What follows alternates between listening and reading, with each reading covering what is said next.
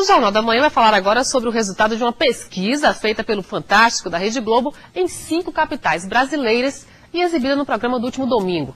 Pior para a Bahia. O resultado apontou Salvador como a campeã no desrespeito ao idoso dentro dos ônibus. Uma lei determina, Georgina, que quem chega aos 60 anos ganha direito a viajar de graça, né? E as empresas devem reservar 10% dos assentos na parte da frente do veículo aos idosos. Mas na prática, a realidade é outra. Quem vai acompanhar conosco esta reportagem aqui no estúdio hoje é o promotor César Correia, do Grupo de Atuação de Atendimento Especializado aos Idosos. Vamos ver a reportagem.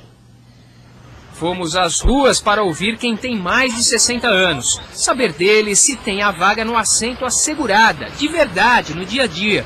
E olha só o que eles ouvem de respostas quando encontram um lugar ocupado. Tem pessoas que dizem assim, mas a gente está pagando. Não viu que o ônibus estava cheio para quem entrou? Eles já conhecem até as artimanhas usadas por quem não levanta da cadeira do idoso. As estudantes tudo sentadas, dormindo, finge, roncam e tudo.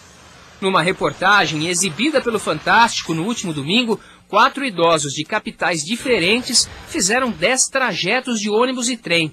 Salvador foi a primeira colocada no quesito desrespeito ao idoso.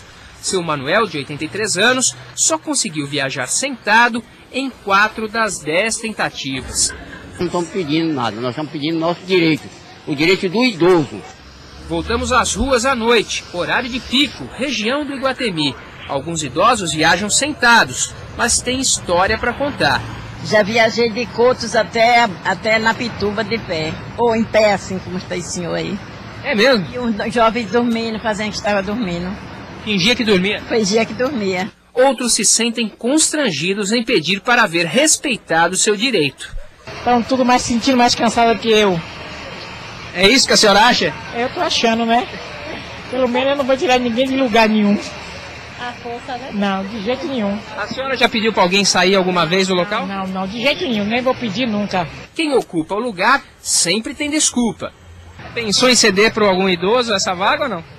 Não, porque não está tendo ninguém aqui. Mas tem idoso em pé. Cadê? Cadê que eu não estou vendo? Tá ali, a senhora de 63 anos em pé. Ah, não vi nada, não reparei não. Se pedir... Ela fica aqui, está aqui. Mas não levantou para ceder o lugar não.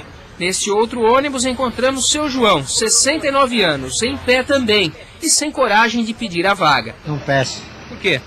Porque eu acho que ele deve reconhecer a situação do idoso, né? O senhor não pediu. Eu acho que eles também, quem faz isso, vai ficar velho também, um dia, não é isso? O senhor dá uma voltinha com a gente, apesar do aperto aqui, para ver se tem alguém que levanta pro senhor ou não?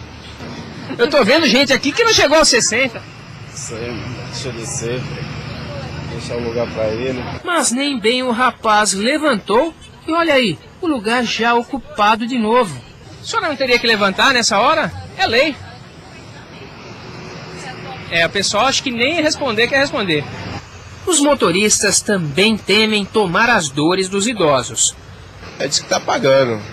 O carro tá cheio, tá pagando. E aí não dá para discutir? Não dá. É problema.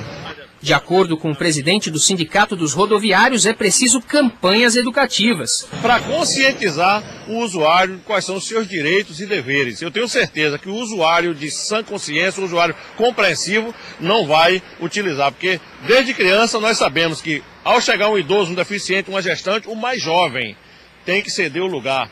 O especialista em comportamento emocional no trânsito acha que o respeito ao idoso também passa pela educação. Nós temos que fazer um trabalho com a sociedade para que ela possa perceber e entender que nós seremos os idosos do futuro.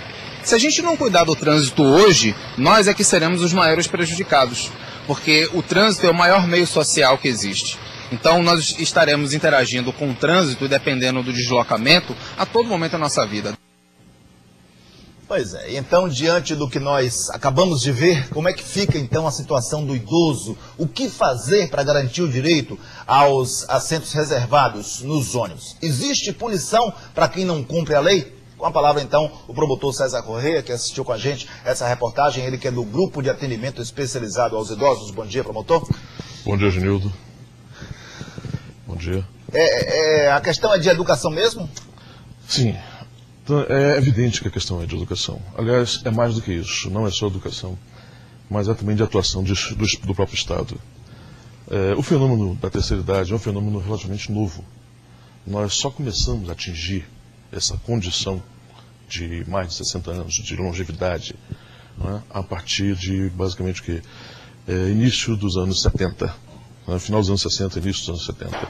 É uma realidade extremamente nova e chegou num momento muito conturbado também da nossa vida econômica, social e política, como nós sabemos. De lá para cá, nós vivemos todo um evolver de fatos, não só em sede de Brasil, mas em sede mundial, não é? E para amoldar tudo isso, para compatibilizar todas as situações, só a educação, nos seus dois contextos. A educação no sentido formal, aquela que se dá com os currículos básicos, leis de diretrizes e bases da educação, e a educação informal, essa que necessita fundamentalmente da mídia, de vocês, dos senhores, Georgina, o seu papel aqui, um papel muito importante, fundamental, para divulgar essas situações, para que o idoso saiba que ele tem guarida, ele tem defensores. Como garantir, né, que esse direito seja cumprido? Quem pode fiscalizar isso? Na verdade, todos nós fiscalizamos. O maior fiscal é o cidadão. Ele deve exigir o cumprimento. Ele deve se dirigir ao Ministério Público, à Delegacia do Idoso, à CETIM, Secretaria, ao próprio CETEPS, ao próprio sindicato. Porque, veja, eu trouxe aqui até cartazes de projetos nossos, do nosso grupo, projetos até da nossa promotoria, que são trabalhados ano a ano em sede de conscientização, não só dos usuários, mas também dos motoristas. Certo? Afinal de contas... Esse cartaz que a gente está vendo aí, que é uma campanha, na verdade? Exato, foi uma campanha de 2 anos atrás, do ano passado também repercutimos essa campanha. Temos outras campanhas aqui, são mais 4 campanhas já lançadas nos últimos 5 anos. E afinando sempre o sistema, buscando exatamente formar consciência, chamar o cidadão para essa nova realidade, para que ele se sinta, assim, um sujeito de direito e de deveres no seu contexto social.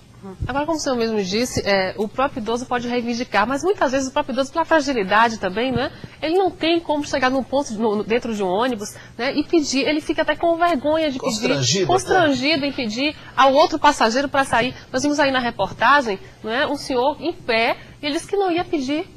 Claro, é o que eu disse nesse instante, é uma questão de educação. Como esse processo é um processo novo, nós todos temos que entender que a terceira idade é um fenômeno biológico, um fato inevitável. A expectativa nossa média de vida hoje já é de 72 anos para os homens, 78 para as mulheres. Ou seja, nós temos que entender que nós devemos dar aos nossos anciãos o tratamento que queremos para nós no futuro. Eu acho que é isso que está passando. Agora, Salvador tem uma situação que é díspare, é muito díspare. Porque Salvador, em 1980, tinha apenas 1,5 milhão de habitantes. Hoje nós estamos pelo último censo do IBGE, com alguma coisa em torno de 2.998.000, 3 milhões de habitantes. É o dobro disso. É o dobro em 30 anos. E vivendo com situações extremamente díspares também na questão econômica. Nós temos uma concentração muito grande de renda em alguns bairros e temos problemas seríssimos em outros. Não é? O PNUD, que é uma pesquisa nacional, indica que Salvador tem realidades de IDH semelhantes à Noruega, que é o número 1 no mundo, e também semelhantes à África, em bairros pobres. Promotor, qual é a punição? Existe a lei, existe o Estatuto do Idoso, existe a determinação de reserva de assentos, mas alguém pode ser punido e de que forma e quem aplica essa punição? Sim. Primeiro, é uma pergunta da Georgina, até no camarim, o que fazer? Chamar o motorista à responsabilidade, porque o Estatuto do Idoso, no artigo 39, certo, determina que 10% de todos os assentos devem ser reservados para os idosos desses ônibus coletivos de linha normal. Isso não seria uma atribuição muito pesada para o motorista, não? Num trânsito conturbado como é o nosso, um ônibus lotado, na hora do rush ele está lá para fiscalizar, não seria uma coisa conflituosa para ele? Até porque o próprio motorista, né, ele tem que ficar prestando atenção no trânsito ali, em toda a questão da segurança do ônibus, e ainda prestar atenção se tem alguém usando a poltrona do idoso. Não é que ele vai prestar atenção. É que qualquer pessoa que se sinta prejudicada deve se dirigir ao motorista e ao cobrador, porque são eles que estão ali prestando serviço pela empresa, certo? Então, automaticamente, o dever de observar essas situações imediato é destas pessoas. E tem idosos que enfrentam aí a dissimulação dos outros passageiros, né? Nós vimos aí na reportagem, Claro, não, se pedir... faz questão que faz de conta que está dormindo, que não viu, está olhando para o lado de fora, então não viu que o idoso está ali esperando para sentar. E a punição, promotor? Punição pode ir da área administrativa para a empresa, certo? Até mesmo pela CETIM. Para a empresa? Para a empresa, efetivamente, no caso de descumprimento, no caso de inobservância dos direitos dos idosos, como até mesmo, em determinados casos, no caso de desacato, de desrespeito, em sede criminal. Porque humilhar configura crime. Sem dúvida. Desdenhar, menosprezar, configura crime pelo Estatuto do Idoso. No caso, por exemplo, nós vimos na reportagem, a moça dizia assim, olha, se pedir, eu levanto. Se não pedir, eu não levanto. Mas tem idoso, mas ninguém me pediu aqui. Pode existir uma punição para ela? E que punição seria essa? Nesse caso, não vejo como existir punição para esta pessoa, porque ela está ali, realmente ela não foi instada a sair. Outra coisa, mesmo tendo lá escrito que o espaço é reservado para o espaço reservado para o idoso. O idoso deve se reportar a ela e pedir que ela saia. Certo. Porque ninguém está na mente de outro. Né? Como dizem os italianos, penseiro não paga cabelo, pensamento não paga imposto. Mas ela já está sabendo, ao sentar ali naquela poltrona, que aquela poltrona é reservada para o idoso. É uma questão de educação. Ela deve, sim, usar da sua urbanidade, da sua cidadania e ceder o local para o idoso. Nós não temos que pensar só na reserva legal, nós temos que transcender a isso. Nós temos que fazer e efetivar a cidadania pensando em nós mesmos. Se nós queremos os nossos direitos respeitados, nós devemos respeitar os direitos alheios. No Ministério Público, onde fazer a denúncia? O GEIDO, Grupo Especial de Atuação em Defesa dos Interesses dos Idosos, na Delegacia do Idoso, no caso de aspectos criminais, na CETIM, no caso de transportes, no próprio CETEPS, que vem atuando em conjunto com os outros órgãos aí, instado a tal para evitar, diminuir essas grandes arestas e formar opinião.